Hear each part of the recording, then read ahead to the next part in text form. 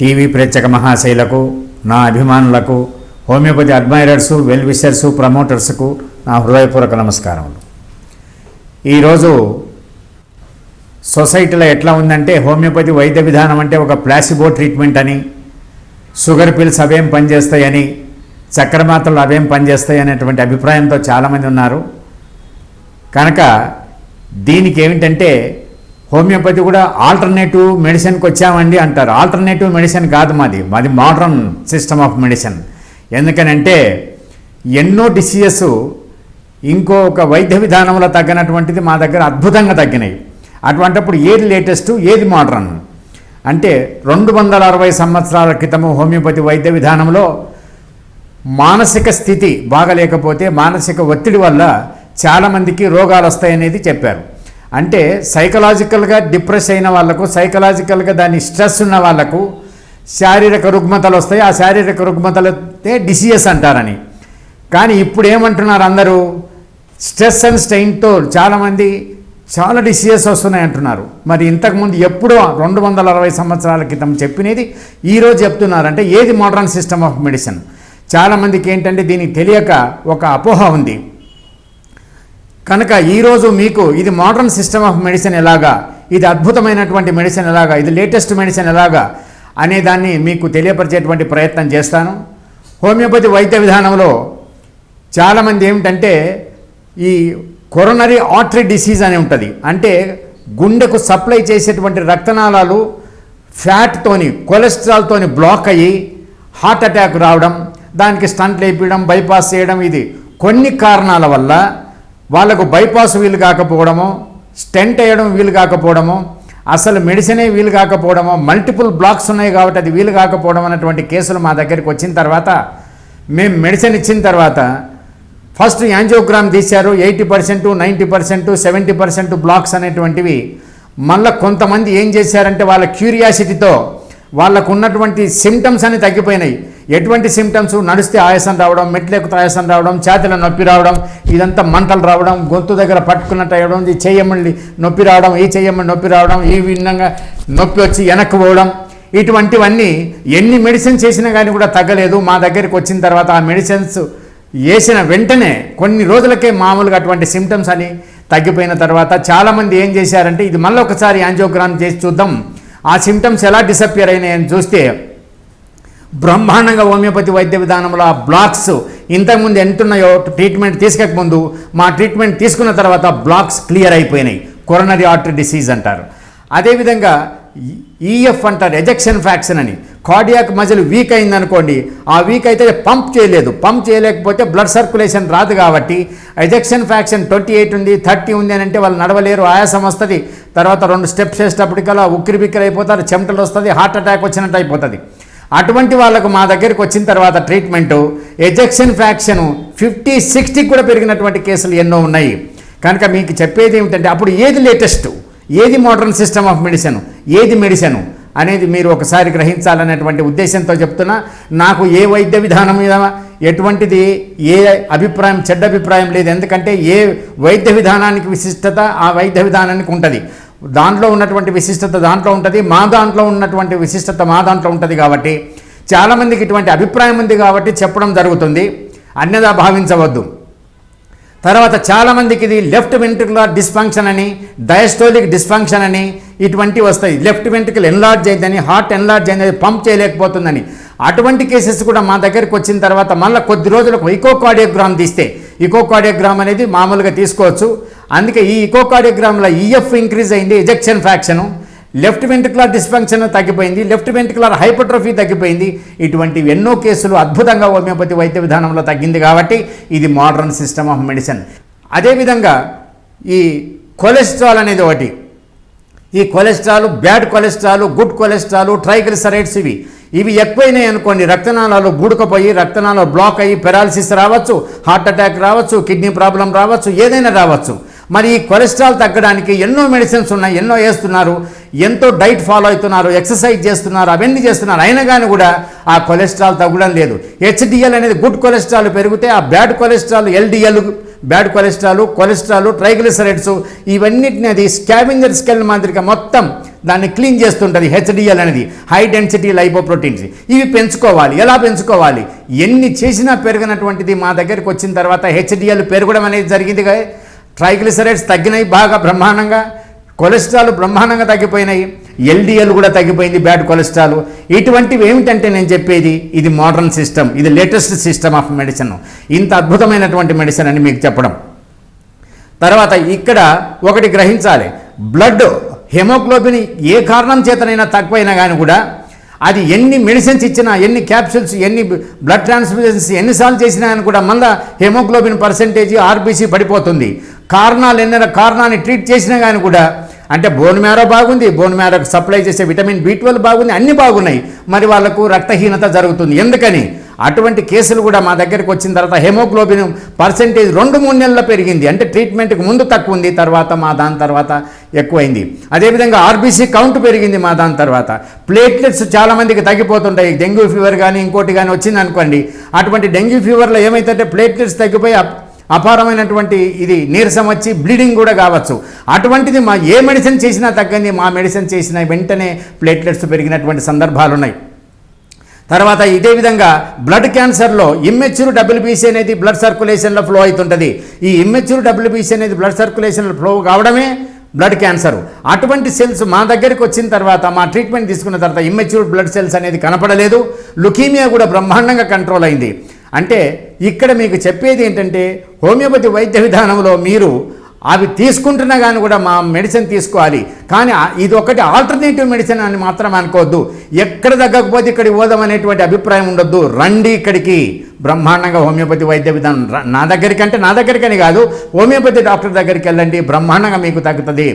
ఎందుకనంటే ఇవి ఒక అద్భుతమైనటువంటి మెడిసిన్. తర్వాత ఇప్పుడు మీరు ఎక్స్రే సైనసెస్ ఉంటాయి, ఎక్స్రే తీస్తారు. ఎక్స్రే తీస్తే ఈ మ్యాక్యులరీ సైనస్ ఇవన్నీ హేజీగా ఉంటాయి. ట్రీట్మెంట్ తర్వాత అంటే ఎన్ని యాంటీబయాటిక్స్ చేసినా, యాంటీ అలర్జిక్ డ్రగ్స్ చేసినా, ఎన్నిసార్లు హ్యాండ్రల్ వాష్ చేసినా, ఎన్నిసార్లు మామూలుగా ఆపరేషన్ చేసినా మళ్ళీ వస్తూనే ఉన్నాయి. అటువంటిది మా మెడిసిన్ కొన్ని నెలలు వాడిన తర్వాత మళ్ళీ ఎక్స్రే దించినా, స్కానింగ్ దించినా అవి నార్మల్గా వస్తున్నాయి. ఏది సైన్సు? ఇది సైన్సా కాదా? కనుక ఈ విధంగా ఎడినాయిడ్స్ అని చిన్నపిల్లల్లో, టాన్సిల్స్ అని వస్తుంటాయి. ఇవి వాళ్ళు విపరీతమైనటువంటి జ్వరము, తర్వాత ఆకలి లేకపోవడం, పెరుగుదల లేకపోవడం, ఫ్రీక్వెంట్గా జ్వరం వచ్చి తర్వాత గొంతు నొప్పి రావడం, గురక రావడం, ఇటువంటివి ఉంటాయి. మా మెడిసిన్స్ ఎన్ని వేసినా తగ్గుతలేదు. మా మెడిసిన్ వేసిన తర్వాత దాని సైజు తగ్గిపోయింది, ఇన్ఫెక్షన్ తగ్గిపోయింది, వాళ్ళకు ఉన్నటువంటి సిమ్టమ్స్ అన్ని తగ్గిపోయినాయి. అంటే దాని అర్థం ఏంటి? ఇది సైంటిఫిక్ సిస్టమ్ ఆఫ్ మెడిసిన్ అని. తర్వాత మామూలుగా బ్రాంకైటియాసిస్ అంటారు, అంటే స్మోకర్స్ బ్రాంకైటిస్ అని, లేదా ఫ్యాక్టరీస్లో పనిచేసే వాళ్ళకు డస్ట్ ఇన్హేల్ అయ్యి లంగ్స్ డ్యామేజ్ అయినాయి అనుకోండి, బ్రాంకైటియాసిస్. లోపల చీమ్ మాదిరిగా చేరుకొని ఉంటుంది మ్యూకస్, అది ముద్దలుగా పడుతుంది, దగ్గు వస్తుంది, తర్వాత తెమిడ కలర్స్గా ఉంటుంది, పసుపచ్చగా ఉండొచ్చు, ఆకుపచ్చగా ఉండొచ్చు, వాసన రావచ్చు, దాంతో బ్లడ్ రావచ్చు. ఇటువంటివన్నీ ఎన్నో యాంటీబయాటిక్స్ వేసినా కానీ కూడా తగ్గనటువంటి కేసులు మా దగ్గరికి వచ్చిన తర్వాత బిఫోర్ ట్రీట్మెంట్, ఆఫ్టర్ ట్రీట్మెంట్ మళ్ళీ మేము స్కానింగ్, ఎక్స్రే తీయించిన తర్వాత అద్భుతంగా తగ్గిపోయినటువంటి రేడియాలజిస్టులు ఆశ్చర్యపోయి ఇదేమిటో ఇంత క్లియర్ అయిపోయింది, ఇంత ఎక్కడ తగ్గింది, ఎట్లా తగ్గింది అనేటువంటి అడిగిన సందర్భాలు ఉన్నాయి. మీకు అతి తక్కువ ఖర్చుతో మీకు సైడ్ ఎఫెక్ట్స్ లేకుండా వాడినాలే కాదు, మన తర్వాత కూడా మీకు పర్మనెంట్గా తగ్గేటువంటివి ఉంటాయి. అందుకొరకు ఏంటంటే చాలామంది సర్వైకల్ స్పాండిలోసిస్ అని, లంబార్ స్పాండిలోసిస్ అని స్కానింగ్ తీస్తారు. అది C4, C5, C6, C2, C3, C4, C5 ఇట్లా ఈ విధంగా disc bulge, disc herniation, disc prolapse, thecal sac compression ఇవన్నీ అంటారు. వాళ్ళు విపరీతమైన నొప్పి ఉంటుంది, గిడ్డినెస్ వస్తుంది, చేతులు నొప్పులు వస్తాయి. ఇటువంటి వాళ్ళు MRI తీసిన తర్వాత ఇవన్నీ ఉంటాయి.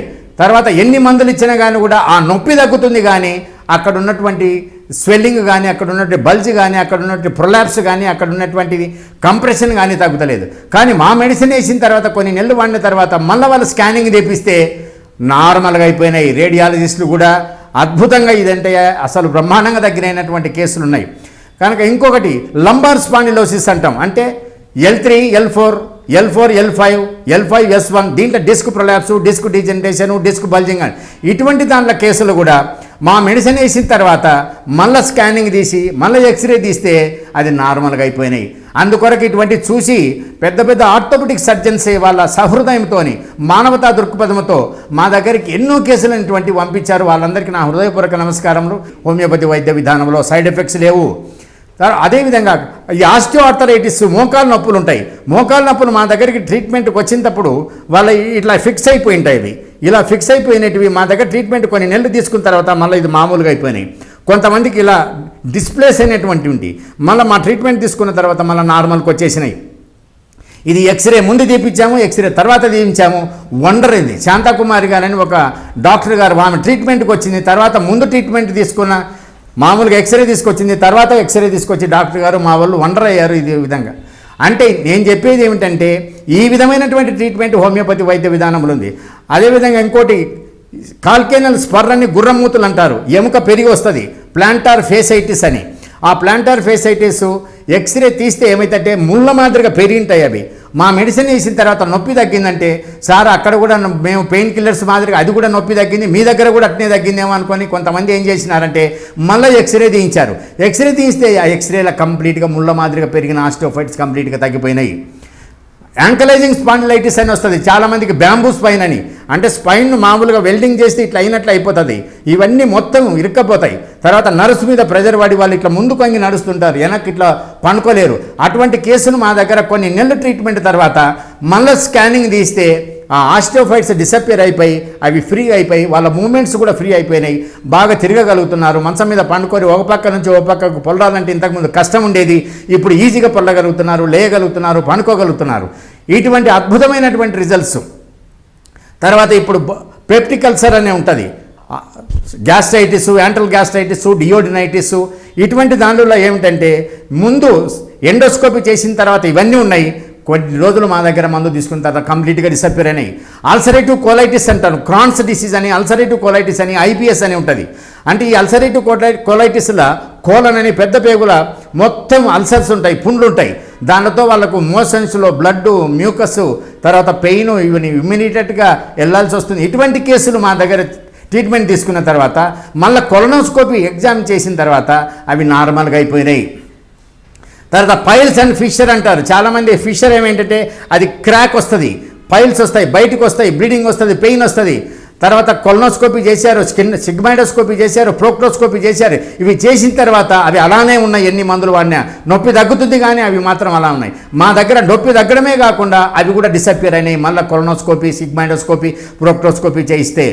తర్వాత మెసెంట్రిక్ లింఫెడినోపతి అంటారు. చిన్నపిల్లలు ఇప్పుడు చాలామంది అబ్డామినల్ పెయిన్తో వస్తున్నారు. చాలామంది టీబీ అంటే ఒక లంగ్స్కే అనుకుంటున్నారు. టీబీ అబ్డామిన్లో కూడా వస్తుంది. అబ్డామిన్ లింఫ్ నోడ్స్ ఎన్లార్జ్ అవుతాయి అన్నమాట. లింఫ్ గ్రంథులు ఉంటాయి కదా, ఆ లింఫ్ గ్రంథులు 14 mm, 16 mm, 20 mm ఉన్నటువంటివి అది ట్యూబర్క్లోసిస్ వల్ల వస్తుందని. ఎన్ని మందులు వేసినా కానీ కూడా నొప్పి వస్తుంది, విపరీతమైనటువంటి వాంతులు, తర్వాత జ్వరం రావడం. అటువంటి కేసులు ఎన్ని మెడిసిన్ చేసినా కానీ కూడా తగ్గినటువంటి కేసులు మా దగ్గర మళ్ళీ ట్రీట్మెంట్ తీసుకున్న తర్వాత నొప్పి తగ్గిందని మళ్ళీ వాళ్ళు స్కానింగ్ తీస్తే ఆ స్కానింగ్లో లింఫ్ నోడ్స్ దాని సైజ్ తగ్గిపోయినాయి, బ్రహ్మాండంగా నార్మల్గా అయిపోయినారు. నొప్పి లేదు, ఏం లేదు. అంటే వాళ్ళ సిమ్టమ్స్ తగ్గడమే కాకుండా వాళ్ళలో ఉన్నటువంటి ఇన్వెస్టిగేటరీ ఫైండింగ్స్ అంటాం. ఇది అంటే పరీక్షలు టెస్టులు చేస్తే ఈ టెస్టులు కూడా నార్మల్గా వస్తున్నాయి. అదేవిధంగా cirrhosis of liver, hepatitis B virus, hepatitis C virus వల్ల కానీ, లేకపోతే ఆల్కహాలిక్ సిరోసిస్ వల్ల కానీ, నాన్ ఆల్కహాలిక్ సిరోసిస్ వల్ల కానీ చాలామందికి పొట్టలో నీళ్ళు వచ్చి, తర్వాత జాండీస్ వచ్చి, లివర్ ఫంక్షన్స్ అన్ని డిస్టర్బ్ అయ్యి, కాళ్ళు వాపులు వచ్చి, తర్వాత వామిటింగ్ ఆఫ్ బ్లడ్, తర్వాత బ్లాక్ స్టూల్ ఇటువంటివి వచ్చి విపరీతంగా దానికి ట్రీట్మెంటే లేదు. ఇంక తర్వాత మా లివర్ ట్రాన్స్ప్లాంట్ చేయాలి, ఎన్నో లక్షలు ఖర్చు అవుతాయి అంటారు. అన్ని లక్షలు ఖర్చు పెట్టుకోవాల్సిన అవసరం లేదు. ఇప్పుడు మామూలు ఇంకో ఒక రకంగా చూడండి, ఈ రొమటాయిడ్ ఆర్థరైటిస్ అంటే రొమటాయిడ్ ఫ్యాక్టర్ పాజిటివ్ అని వస్తుంది, సిఆర్పి పాజిటివ్ అని వస్తుంది, తర్వాత ఈఎస్ఆర్ ఎక్కువ ఉంటుంది. ఎన్నో మెడిసిన్స్ ఇచ్చినా కానీ కూడా అది రొమటాయిడ్ ఆర్థరైటిస్ అలానే ఉంటుంది. తర్వాత నొప్పులు తగ్గుతున్నాయి. ఏ విధంగా తగ్గుతున్నాయి? స్టీరాయిడ్స్ వేసినా లేకపోతే ఇంకోటి వేసినా తగ్గుతున్నాయి, కానీ మొత్తం ఇవి మాత్రం అలానే ఉంటున్నాయి. కనుక ఇక్కడ మా మెడిసిన్ తీసుకున్న తర్వాత రొమటాయిడ్ ఫ్యాక్టర్ నెగటివ్ వచ్చింది, సిఆర్పి నెగటివ్ వచ్చింది, ఈఎస్ఆర్ తగ్గిపోయింది. దీంతోపాటు వాళ్ళకు పర్మనెంట్గా తగ్గిపోయింది రొమటాయిడ్ ఆర్థరైటిస్. ఆ విధంగా గౌటీ ఆర్థరైటిస్, యూరిక్ యాసిడ్ ఎన్నోసార్లు రైజ్ అయితేనే ఉన్నాయి. నార్మల్గా వచ్చినటువంటి సందర్భాలు లేవు. కొద్ది రోజులు నార్మల్గా వస్తున్నాయి, మళ్ళీ వస్తున్నాయి. గౌట్ అంటారు. అది కూడా మా దగ్గర అద్భుతంగా బిఫోర్ ట్రీట్మెంట్, ఆఫ్టర్ ట్రీట్మెంట్, కొన్ని నెలలు ట్రీట్మెంట్ తీసుకున్న తర్వాత ఇంకా మళ్ళీ వాళ్ళు తీసుకోవాల్సిన అవసరం లేకుండా నయమైనటువంటి కేసులు ఉన్నాయి. యాంకలైజింగ్ స్పాండిలైటిస్ అంటారు. దాంతోపాటు HLA-B27 ఒక ఆర్థరైటిస్, దాంట్లో avascular necrosis of the hip joint అంటారు.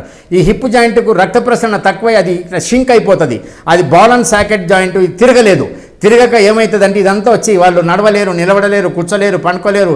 ఇటువంటి కేసెస్ మా దగ్గరకు వచ్చిన తర్వాత ట్రీట్మెంట్కు ముందు, ట్రీట్మెంట్కి తర్వాత కొన్ని నెలల తర్వాత తీస్తే అది 60%, 70% తగ్గిందని, మళ్ళీ కొన్ని నెలలకు ఎక్స్రే తీపిస్తే 90% తగ్గిందని, మళ్ళీ కొన్ని నెలలకు తీస్తే నార్మల్గా అయిందన్నటువంటి కేసెస్ మా దగ్గర ఉన్నాయి. కనుక ఈ విధంగా హోమియోపతి వైద్య విధానంలో ఇప్పుడు ఎలర్జిక్ డిజార్డర్స్ ఉంటాయి. ఎలర్జిక్ డిజార్డర్స్ అంటే అర్టికేరియా, పైత్యం దద్దులు, ఎన్నో ఎలర్జిక్ ఎటోపిక్ డెర్మటైటిస్ అని చిన్నపిల్లల్లో వస్తుంది. వాళ్ళకు మళ్ళీ ఆస్తమా వస్తుంది. వాళ్ళ వంశంలో ఎవరికే కానీ ఆస్తమా, ఎలర్జీ, ఈసినోఫీలియా, సైనసైటిస్ ఉన్న వాళ్ళకు ఈ విధంగా రావడానికి ఆస్కారం ఉంటుంది. వాళ్లకు ఎన్నో టెస్టులు చేస్తారు. ఇది వాళ్ళు వంకాయ తినకూడదు, గోంగూర తినకూడదు, నువ్వులు తినకూడదు, పల్లీలు తినకూడదు, కొబ్బరి తినకూడదు, చింతపండు తినకూడదు, టమోటా తినకూడదు, నిమ్మకాయ తినకూడదు, మస్కిటో బైట్తో వస్తుంది, కోడిగుడ్డు, కోడి మాంసం, రొయ్యలు, చేపలు, ఇవన్నీ టెస్టులు చేసి చెప్తారు. అయిన తర్వాత అవన్నీ ఏదో ఇంజెక్షన్ చెప్పించి కూడా చేసుకున్నారు, అయినా తగ్గలేదు. మా దగ్గరికి వచ్చిన తర్వాత వాళ్ళకు మెడిసిన్ ఇచ్చిన తర్వాత ఎంత అద్భుతంగా తగ్గిపోయినాయంటే మామూలుగా కాదు. అసలు మళ్ళీ అన్ని టెస్టులు చేపిస్తే అన్నిటికీ నార్మల్గా వచ్చేసింది. అంటే ఏమి తిన్నా కానీ కూడా మళ్ళీ ఎలర్జీ రావట్లేదు. ఆ విధంగా హోమియోపతిలో ఏమవుతుంది, మీ వ్యాధి నిరోధక శక్తిని పెంచి మీలో ఉన్న ఐజీ అనేటువంటి యాంటీబాడీస్, ఆ ఐజీ అనేటువంటి యాంటీబాడీస్ను దాన్ని తగ్గించి అనవసరమైనటువంటి రియాక్షన్ బాడీలో లేకుండా బ్రహ్మాండంగా తగ్గినటువంటి కేసులు ఉన్నాయి. అదేవిధంగా మీరు డయాబెటీస్ మెలిటస్, చాలామంది ఇన్సులిన్ తీసుకుంటున్నా, మామూలుగా ట్యాబ్లెట్స్ తీసుకుంటున్నా, డైట్ ఫాలో అవుతున్నా, ఎక్సర్సైజ్ చేస్తున్నా, రెగ్యులర్గా అన్నీ చేస్తున్నా కానీ కూడా వాళ్ళకు షుగర్ కంట్రోల్ అవుతలేదు, కాంప్లికేషన్స్ వస్తున్నాయి. డయాబెటిక్ గ్యాంగ్రీన్ అని, డయాబెటిక్ కార్బంకులని, రాచపుండని, డయాబెటిక్ రెటినోపతి అంటే కంటి చూపు తగ్గిపోవడం, డయాబెటిక్ నెఫ్రోపతి, కిడ్నీ స్పాయిల్ కావడం, ఈ విధమైనటువంటి కాంప్లికేషన్స్ అన్నీ ఏ దానికి తగ్గింది. మా దగ్గరికి వచ్చిన తర్వాత డయాబెటిక్ నెఫ్రోపతి తగ్గింది, డయాలసిస్ చేసిన కేసులు అవి చేయాల్సిన అవసరం లేకుండా తగ్గినాయి. డయాబెటిక్ రెటినోపతి, దానికి చూపు బ్రహ్మాండంగా వచ్చేసింది. తర్వాత డయాబెటీస్ వల్ల ఇంట్రాఆక్యులర్ హెమరేజ్ అని లోపల బ్లడ్ క్లాట్స్ అవుతాయి. బ్లడ్ క్లాట్స్ అయ్యి ఎంత లేజర్ ట్రీట్మెంట్ తీసుకున్నా కానీ కూడా నార్మల్గా రానటువంటి మా దగ్గర ట్రీట్మెంట్ తీసుకున్న తర్వాత నార్మల్గా వచ్చినటువంటివి ఉన్నాయి. అందుకే ఇది లేటెస్ట్ మెడిసిన్, ఇది మోడర్న్ సిస్టమ్ ఆఫ్ మెడిసిన్, ఇది ఆల్టర్నేటివ్ మెడిసిన్ కాదు, మీరు బాగా గుర్తుపెట్టుకోండి. తర్వాత బ్రెయిన్లో హెమరేజ్ అవుతుంది హెడ్ ఇంజరీ వల్ల కానీ, లేకపోతే ఏ కారణం వల్ల కానీ, బీపీ వల్ల కానీ, ఆ రక్తనాళాల చిట్టి రక్తం గడ్డగట్టింది అనుకోండి, ఆ రక్తం గడ్డగట్టింది అబ్జర్వ్ అయ్యి తర్వాత కోమాలో ఉన్నారు పేషెంట్లు. ఆ తర్వాత ఎంత చేసినా అని కూడా రావట్లేదు, లోపల హెమరేజ్ జరిగింది, ఆపరేషన్ కూడా ఇంపాసిబుల్ అని. అటువంటి కేసులు మా దగ్గరికి వచ్చిన తర్వాత అంతవరకు తగ్గలేదు. తర్వాత మా దగ్గరికి వచ్చిన తర్వాత ట్రీట్మెంట్ స్లోగా రికవర్ అవుతుంటే వాళ్ళు మళ్ళీ స్కానింగ్ చేసి చూసిన తర్వాత ఆ క్లాట్ అంతా మొత్తం డిజాల్వ్ అయిపోయినాయి.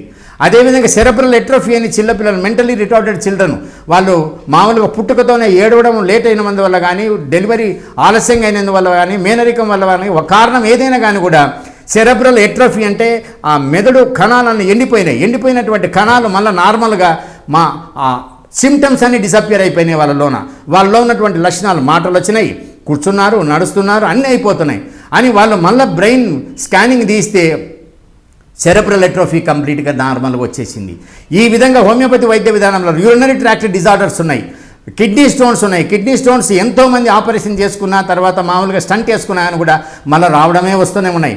అటువంటి వాది మా దగ్గర మెడిసిన్ వేసిన తర్వాత before treatment, after treatment scanning తీశారు, అల్ట్రాసౌండ్ తీశారు, సిటీ స్కాన్ తీశారు, ఎక్స్రే తీశారు, తర్వాత టోటల్గా డిసప్పియర్ అయిపోయినాయి.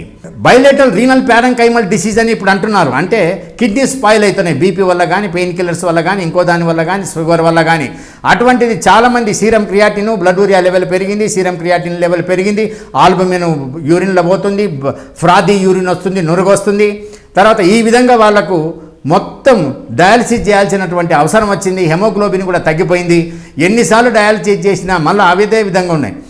అటువంటి కేసులు మా దగ్గరికి ఇందాక చెప్పాను ఆల్టర్నేటివ్ మెడిసిన్ అని ఒక రకంగా అనుకొని వస్తున్నారు. అది ఏ విధంగా వచ్చినా కానీ కూడా ఇదైతే ఆల్టర్నేటివ్ మెడిసిన్ కాదమ్మా, ఇది ఓన్లీ మెడిసిన్, బ్రహ్మాండమైన మెడిసిన్. ఆడవాళ్ళలో ఫైబ్రాయిడ్స్ ఆఫ్ యూట్రస్ అని ఉంటుంది. ఆ ఫైబ్రాయిడ్స్ ఆఫ్ యూట్రస్ అంటే కణితలు ఉంటాయి గర్భసంచిలో కణితలు ఉంటాయి, విపరీతమైన బ్లీడింగు, నొప్పి ఇవన్నీ ఉంటాయి. అవి ఆపరేషన్ చేయాలనుకుంటున్నారు. ఆపరేషన్ చేయనటువంటి కేసులు కొన్ని కారణాల వల్ల మా దగ్గరికి వచ్చినవి. బిఫోర్ ట్రీట్మెంట్, ఆఫ్టర్ ట్రీట్మెంట్ తీసుకుంటే ఫైబ్రాయిడ్స్ తగ్గిపోయినాయి. పీసీఓడి నీటి బుడగలు ఉంటున్నాయి ఓవరీస్లో, అవి బిఫోర్ ట్రీట్మెంట్, ఆఫ్టర్ ట్రీట్మెంట్ మా దగ్గర తీసుకుంటే, మా దగ్గర ట్రీట్మెంట్ తీసుకున్న తర్వాత పీసీఓడి తగ్గిపోయినాయి. ఎండోమెట్రియం తిక్కగా ఉందని, అంటే గర్భసంచి లోపలి పొర తిక్కగా ఒకసారి, తిన్నగా ఒకసారి ఉందని, అటువంటివి కూడా మా దగ్గర ఎబార్షన్ అవుతుంది. రిపీటెడ్గా 3rd మంత్ 4th మంత్లో ఎబార్షన్ అవుతున్నాయి. అటువంటి ఎబార్షన్ అయ్యేటువంటి కేసులు మా దగ్గరికి వచ్చిన తర్వాత, మా మెడిసిన్ వేసిన తర్వాత రక్తస్రావం ఉండగాని కూడా మా మెడిసిన్ వేసిన వెంటనే అది ఆగిపోయింది. తర్వాత డెలివరీ ఆలస్యంగా అవుతుందంటే సర్విక్స్ డైలేట్ అవుతలేదు, ఆక్సిటోసిన్ ఇస్తున్నాం, ఎన్నో ప్రయత్నాలు చేస్తున్నాం, అయితలేదు, నొప్పులు తగ్గుతలేవు, ఎపిడ్యూరల్ ఇంజెక్షన్ అని ఇస్తారు నొప్పికి అనుకోండి, కానీ డైలేట్ అవుతలేదు, నార్మల్ డెలివరీ అవుతలేదు, సిజేరియన్ చేయాలంటారు. అటువంటి వాళ్ళు కొంతమంది మా మెడిసిన్ వేసిన తర్వాత మళ్ళీ సర్విక్స్ బ్రహ్మాండంగా డైలేట్ అయింది, నార్మల్ డెలివరీ, సేఫ్ డెలివరీ అయినాయి. తర్వాత సర్వైకల్ ఎరోజన్ అంటే ఇప్పుడు ప్యాంప్ స్మియర్ తీసి మామూలుగా లోపల పుండు అయిందని గర్భసంచి ముఖద్వారానికి, ఆ సర్వైకల్ ఎరోజన్ ముందు ట్రీట్మెంట్, ఆఫ్టర్ ట్రీట్మెంట్ తీసుకుంటే లేడీ డాక్టర్స్ ఆశ్చర్యపోయారండి. ఇంత పుండు ఎట్లా తగ్గింది, ఇంత వైట్ డిశ్చార్జ్ ఎలా తగ్గింది, ఈ ఇన్ఫెక్షన్ ఎలా తగ్గింది, బ్రహ్మాండంగా తగ్గింది, నీకు ఇంకా ఐసు పెట్టాల్సిన అవసరం లేదు, డిఎన్సీ చేయాల్సిన అవసరం లేదు, ఏం అవసరం లేదన్నటువంటి చెప్పినటువంటి సందర్భాలు వాళ్ళు ఎంక్వైరీ చేసుకున్నారు. ఎలా తగ్గినాయి ఇవి, ఏం తీసుకున్నారు మీరు? కొంతమంది అయితే మీరు హోమియోపతి తీసుకున్నారా అని అడిగారట. హోమియోపతి తీసుకున్నా అంటే అవునంటే అదైతే బ్రహ్మాండంగా ఆ హోమియోపతి కూడా తీసుకోండి, మాకు తెలియదు దాని గురించి అని కొంతమంది చెప్తారు. కొంతమంది ఏమిటంటే హోమియోపతి తీసుకొద్దా, స్టీరాయిడ్స్ కలుపుతారా, స్టీరాయిడ్స్ కలపడానికి ఇంపాసిబుల్, దీంట్లో ఎవరు కలపరు, ఇది ఒక అపోహ మాత్రమే. తర్వాత ప్రైమరీ ఇన్ఫెర్టిలిటీ అంటారు, ప్రైమరీ స్టెరిలిటీ అంటారు, అంటే సంతానం లేని సమస్యకు అది ఫైబ్రాయిడ్స్ ఆఫ్ యూట్రస్సా, ఎండోమెట్రియోసిసా, ఎండోమెట్రియల్ థిక్నింగా, ఎండోమెట్రియల్ థిన్నింగా, పీసీఓడియా, తర్వాత మామూలుగా ట్యూబల్ బ్లాకా, స్పెర్మ్ ఎస్కేపా, థైరాయిడా, ఒబెసిటీయా, మెనరికాల, ఏదన్నా కారణం కానీ వారాల్లో ప్రెగ్నెన్సీ వచ్చినటువంటి కేసులు మా మెడిసిన్తో ఉన్నాయి. అదేవిధంగా మగవాళ్ళలో పురుష గ్రంథి అని ఉంటుంది, ప్రోస్టేట్ గ్రంథి. ఈ ప్రోస్టేట్ గ్రంథి సైజు పెరిగిందని, దాని బరువు ఇంతుందని, రెసిడ్యువల్ యూరిన్ కొంత మిగిలిపోయిందని, తర్వాత పోసిన తర్వాత ఇంకా కొంచెం మిగిలింది, తర్వాత ఆ ఇన్ఫెక్షన్ వచ్చి అది రివర్స్గా పోయి కిడ్నీస్ డ్యామేజ్ అవుతున్నాయి అన్నటువంటి కేసులు. ఇది తప్పదయ్యా, ఆపరేషన్ చేసినా కూడా మళ్ళీ రావడానికి ఆస్కారం ఉంటుంది, లోపల మీ బ్లాడర్ మజిల్ వీక్ అయిపోయింది అన్నటువంటి సందర్భాల్లో ఎన్నో మా దగ్గరికి వచ్చారు. మా దగ్గరికి వచ్చిన తర్వాత పిఎస్ఏ, ప్రోస్టేటిక్ స్పెసిఫిక్ యాంటీజెన్ అనేటువంటిది అది బ్రహ్మాండంగా మా దగ్గర వచ్చిన తర్వాత తగ్గిపోయింది. అదేవిధంగా ఈ సైజు కూడా తగ్గింది, రెసిడ్యువల్ యూరిన్ అంటే లోపల ఉన్నటువంటి యూరిన్ క్వాంటిటీ కూడా తగ్గిపోయింది, దాని బరువు కూడా తగ్గిపోయింది. ఆ విధంగా ప్రోస్టేటిక్ హైపర్ట్రోఫీ ఆపరేషన్ లేకుండా తగ్గింది. అంటే before treatment, after treatment scanning తీస్తే ఈ విధంగా రిపోర్ట్స్ తీసుకుంటే ఇటువంటిది వచ్చేసినాయి. తర్వాత యూరినరీ ట్రాక్ట్ ఇన్ఫెక్షన్, చాలామంది యూరిన్ బర్నింగ్ ఉండి మూత్రం మోసిన తర్వాత మంట, పోసేటప్పుడు మంట, పోసిన తర్వాత పోయక ముందు అన్ని ఎప్పుడు మంటనే ఉంటుంది కొంతమందికి. ఇది ఆడవాళ్ళలో కామన్, ఎందుకంటే వాళ్ళకు ఈస్ట్రోజన్, ప్రొజెస్ట్రోన్ ఇంబ్యాలెన్స్ వల్ల వస్తుంది. కొంతమందికి heavy infection, urinary tract infection వచ్చి ఎగ్జామిన్ చేస్తే యూరిన్ మైక్రోస్కోపిక్ ఎగ్జామినేషన్, లోడెడ్ పస్సెల్స్ అని, ప్లెంటీ ఆఫ్ పస్సెల్స్ అని, ఆర్బీసీ అని, ఎపిథీలియల్ క్యాస్టు, తర్వాత మామూలుగా గ్రాన్యులార్ క్యాస్టు, ఇటువంటివన్నీ వచ్చినాయి. మా దగ్గర మెడిసిన్ వాడిన తర్వాత వాళ్ళు కల్చర్ అండ్ సెన్సిటివిటీ చేయించారు. ఎన్నో ఆర్గానిజమ్స్ ఉన్నాయి, ఈ కోలై అని, స్టెఫలోకోకస్ అని, ప్రోటియస్ అని, తర్వాత ఇటువంటివన్నీ చేసిన తర్వాత వాళ్ళు సెన్సిటివిటీ అండ్ రెసిస్టెన్స్ అని ఒక యాంటీబయాటిక్ ఇచ్చే ముందు చేస్తారు. ఆ సెన్సిటివిటీ చేసిన తర్వాత ఏమైందంటే ప్రతి ఒక్క దానికి అవి రెసిస్టెంట్ డెవలప్ చేసినాయి. అంటే ఏది 1 or 2 యాంటీబయాటిక్స్ మిగిలినాయి, అది కూడా మళ్ళీ రెసిస్టెంట్ డెవలప్ అయింది.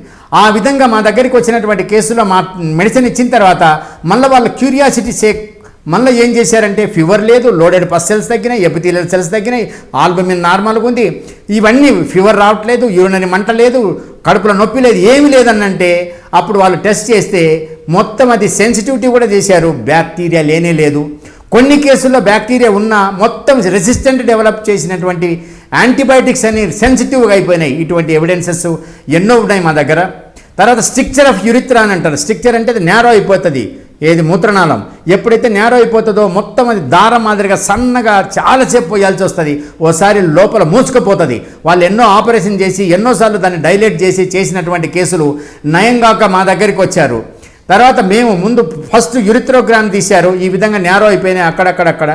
మా మెడిసిన్ వేసిన తర్వాత మళ్ళీ అది నార్మల్గా అయిపోయినటువంటివి. అంటే మళ్ళీ యూరిథ్రోగ్రామ్ తీయించారు. ఎందుకంటే వీళ్ళంతా కొంతమంది టెస్ట్ చేయాలనేటువంటి ఉద్దేశంతో కూడా చేయించినటువంటి కేసులు ఆ విధంగా తగ్గినాయి. తర్వాత ఈ రిటార్టెడ్ ఏముంటుంది, మెంటల్ డిప్రెషన్ కేసెస్, ఎంతోమంది డిప్రెషన్, సూయిసైడల్ టెండెన్సీ, తర్వాత ఓసిడి, డిప్రెషను, యాంగ్జైటీ, న్యూరోసిస్, సైకోసిస్, ఇటువంటి కేసులు ఏంటంటే ఎన్నో మెడిసిన్స్ వేసి వాళ్ళు లావుగా ఎందుకు పనికి రాకుండా అయిపోయి, విపరీతమైన ఆకలి, తర్వాత డల్లుగా అయిపోయి ఏం పనికి రాకుండా ఇంట్లోనే ఉండి ఏం అసలు మెమరీ లేకుండా అంత సైడ్ ఎఫెక్ట్స్తో జీవితాంతం వాడాలి అంటున్నారు చెప్తున్నారు. కనుక ఇటువంటి కేసులు మా దగ్గరికి వచ్చిన తర్వాత, మా మెడిసిన్ వేసిన తర్వాత వాళ్లకు ఏమాత్రం ఆ మెడిసిన్స్ తీసుకోవాల్సిన అవసరం లేకుండా స్లోగా దాన్ని ట్యాపర్ చేసి తగ్గించిన తర్వాత మళ్ళీ వాళ్ళు కొంతమంది టెస్ట్ చేశారు. దాంట్లో ఎండార్ఫిన్స్ అనేటివి, డోపమిన్, సెరోటినిన్ ఇటువంటివి బ్రహ్మాండంగా ఇంక్రీజ్ అయినాయి. ఎండోక్రైన్స్ ఇన్ఫ్లుయెన్స్ బాగా తగ్గిపోయింది. తర్వాత డీవీటీ అనే డీప్ వీన్ థ్రాంబోసిస్ అంటారు. ఈ డీప్ వీన్ థ్రాంబోసిస్ అంటే కాళ్ళకు నరాలు రక్తనాళాలు బూడుకుపోతాయి. వారికోస్ వీన్స్ అనండి, డీవీటీ అనండి, రక్తనాళంలో రక్తం గడ్డగట్టడం అనండి, ఈ ఆర్టరీస్ స్మోకర్స్ వల్ల కానీ, గుట్కా తినే వల్ల కానీ, ఏ కారణం వల్ల కానీ మొత్తం చేస్తే యాంజియోగ్రామ్ చేస్తే మొత్తం బ్లాక్స్, మల్టిపుల్ బ్లాక్స్ ఉన్నాయి. విపరీతమైన మంట, పోటు, కాలు వాపు ఇవన్నీ. అటువంటివి కూడా మా మెడిసిన్ వేసిన తర్వాత మళ్ళీ ట్రీట్మెంట్ తర్వాత కూడా మళ్ళీ తీస్తే అవన్నీ నార్మల్గా వచ్చినాయి. అందుకొరకు మీకు చెప్పేది ఏంటంటే homeopathy modern system of medicine. Homeopathy placebo treatment కాదు, హోమియోపతి షుగర్ పిల్స్ కాదు, హోమియోపతి మెడిసిన్ అది. ఇది లేటెస్ట్ మెడిసిన్. కనుక మీరందరూ దీన్ని ఉపయోగించుకొని నిష్ణాతులైనటువంటి డాక్టర్స్ దగ్గర మీకు వెళ్ళి బ్రహ్మాండమైనటువంటి ట్రీట్మెంట్ అని మీరు గ్రహించి మీరందరూ మంచి బెనిఫిట్ పొంది భగవంతుని దయ వల్ల మీకున్నటువంటి జబ్బులు నయం కావాలని దేవుని ప్రార్థిస్తూ స్వస్తి.